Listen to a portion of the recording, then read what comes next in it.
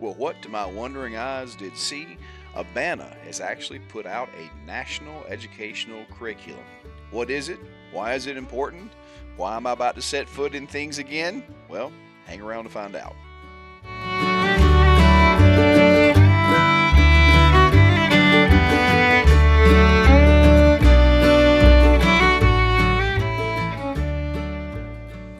All right, the short version for you guys that are in a hurry, here's the deal.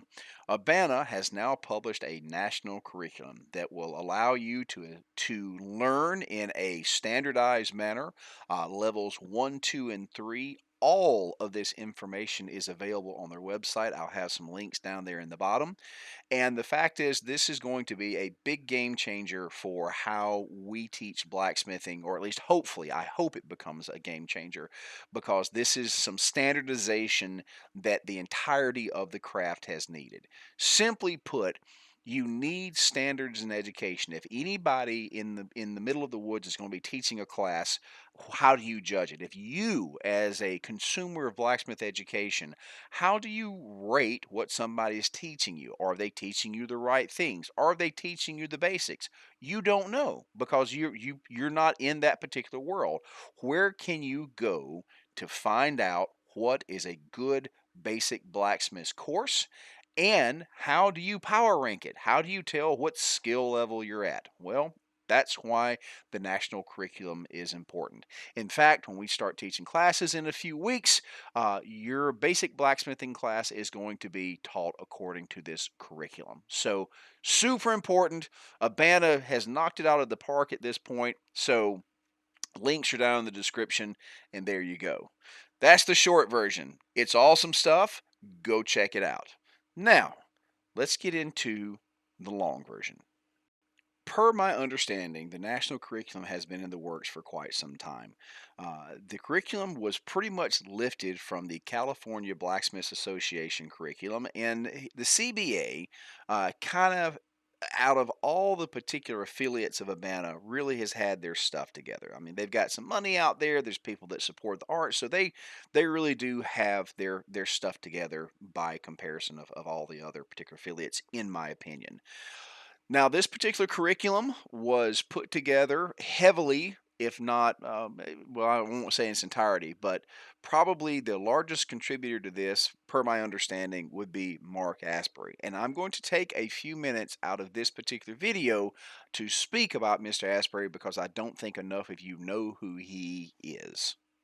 Mr. Mark is a professional blacksmith, and I would argue he is probably the most important educational figure that we have breathing at the particular moment.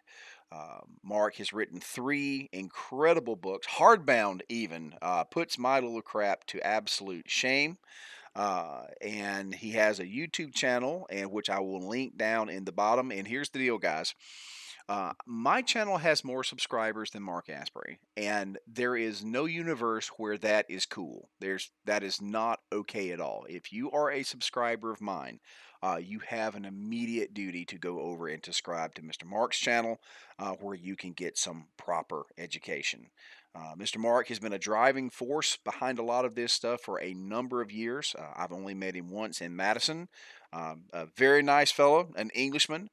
He did wear his socks a little funny, but he is absolutely a national living treasure when it comes to blacksmithing. So, Mr. Mark, again, thank you for how much you have done for this particular craft. So, why is this so damned important? Well, let me take a moment to go the long way around. So, when I was young, the Karate Kid came out, and every child of a capable age was taken immediately to some sort of martial arts class. And there was this entire wave of these semi-Asian master martial artists with like 23rd Dan, 30th Dan. I mean, all these incredible titles. And these guys are supposed to be on these superhuman martial artists, right? You know, these incredible masters. And then something weird happened called MMA. And when MMA happened, this was an open mixed martial arts. That means everybody could actually get into the same ring and fight. And suddenly, there were these thousands of incredibly superhuman martial arts masters, and then like within a couple of years time they all went away because they all got punched in the face, right? So the point of this is that when there's no standard, when there's no way to test, that means everybody gets to be a legend in their own mind. But the moment that you apply some standard, all the bullcrap kind of fades away. And that is why the national curriculum is so important. So here's the deal. If you, as an aspiring blacksmith, want to go learn something, and let's say you look up Joe Blow on the internet who has a blacksmithing class, you're paying a substantial amount of money for an education. Now, the question is, even if you pay all that money, how do you judge the quality of your education? And the answer is you can't. You don't have a reference point. Now, I'm going to throw a little bit of shade here. I know that's surprising. But there's a couple of folks down in Florida teaching knife making classes that are literally doing it out of garages, and it's not good in any shape, form, or fashion. People are paying a lot of money for bad education, and that's why some form of standardization is important. Flat out and period. Now, the American Blacksmith Society figured this out a long time ago. Now again, regardless of getting into that, I've had so many people say, "Hey, you need to get your ABS stamp," blah blah blah.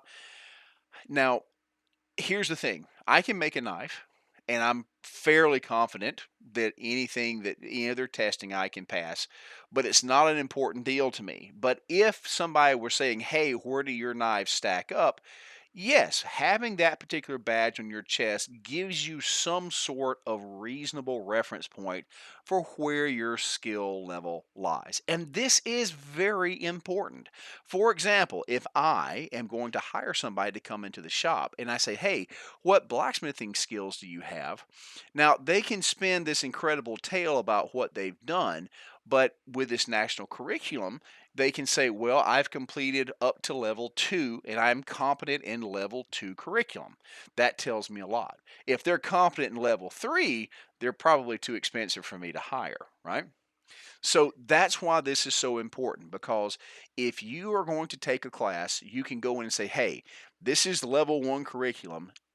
Are you going to teach me A, B, C, and D?" So this standardization is absolutely critical to good blacksmithing education. And so that you, as the consumer of this information and this instruction, you have a reference point to know if you're getting your money's worth out of a class or not.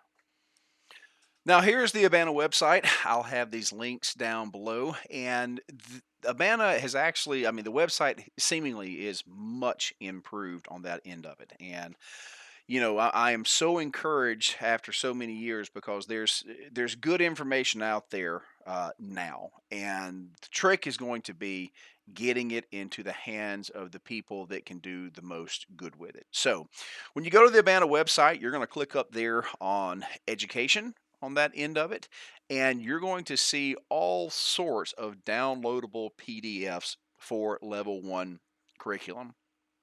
Now, here's the deal. And I actually spoke with the executive director just the other day, of Mr. Fritz, who's a very pleasant fellow. And I'm going to see if we can't manage to get all of this stuff into one single downloadable, and something that I can essentially, have the handbook to, and be able to guide you guys through it, because this is going to be the reference point for when we start doing our education. In fact, I feel like I'm going to start basically filming the entire curriculum to put out there on YouTube. We'll do some fun stuff as well, but there needs to be some standardization. So if you go to the website, take a look. There's a ton of stuff to download. The Controlled Hand Forging series is also very good. This all just needs to be condensed into something rather universal, I would say. So, shouldn't I be more critical? And no. Here's the deal. As a if you're going to be a voice for the education of things, there's two sides to that. It is super easy to be critical. It is super easy to point out what you would have done different. It's very easy to catch somebody doing something wrong. But if you are worth your salt, you make an effort to catch somebody doing something right. And what Abana has done here is the most right thing that I've experienced from them in my time. And it's huge. This type of work, this push, directly puts ammunition in my box as a frontline educator. It gives us a way to mitigate the guys that are in their backyard that again, if they've got push, we need to give them the tools to get the best education possible, because not everybody can go to a national conference to learn from the best. Many of us started in that driveway with a crappy brake drum forge. That's just the nature of how this happens. There's this huge fight between what should be and what is. What should be is there should be a place where we all can go to learn from Mark Aspery and Peter Renzetti and these greats of the craft, right? But that's not in the cards.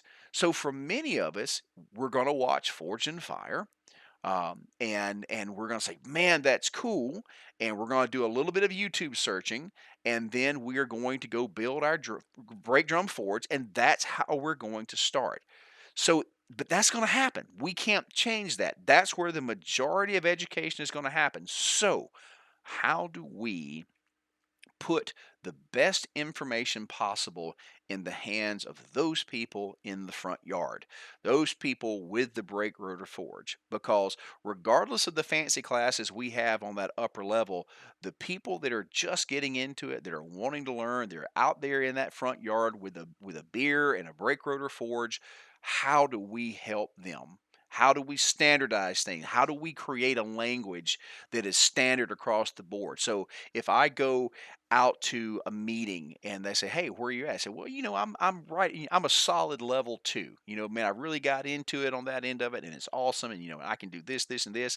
And immediately, myself and a beginner are talking the same language. It gives me an idea of exactly where they are, and it helps me as an instructor say, "Well, here's where I can help you." That's why this stuff is so important. So, again, good on Abana. This is excellent. I hope to see this continue, and you guys are going to see this right here in the shop as we start teaching classes the next couple weeks. We're going to be teaching out of this curriculum. So, take a look at it, guys. It's worth your time for your education. And again, excellent job, Abana. Excellent job.